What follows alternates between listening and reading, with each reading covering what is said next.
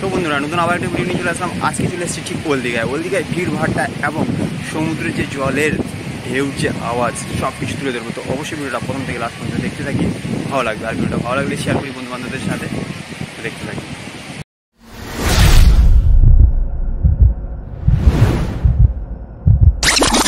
এখন বাজে বিকেল 4:21 আর ধীরে ধীরে ভিড় বাড়ছে, কারণ মনোরম হাওয়া আসছে, তার সাথে প্রচুর মানুষ চান করতে আসছে। কারণ যখন দুপুরবেলা ছিল তাপমাত্রা প্রচুর ছিল, সেই মুহূর্তে অনেকে চান করতে আসতে পারেনি, মানে রুমে তখন রেস্ট নিয়েছিল। বাট এই মুহূর্তে চান করতে নামছে, ধীরে ধীরে ভিড় বাড়ছে। আর সন্ধেবেলা হলে তো ভিড় অবশ্যই বাড়বে, কারণ তখন চান করার জন্য নয়, সমুদ্রের হাওয়াটা নেওয়ার জন্য। তো চলুন ভিডিওটা দেখতে থাকি। সমুদ্রের জলের যে ঢেউয়ের আওয়াজ সব কিছু শোনাবো, নির্দিষ্টভাবে শুনতে থাকি।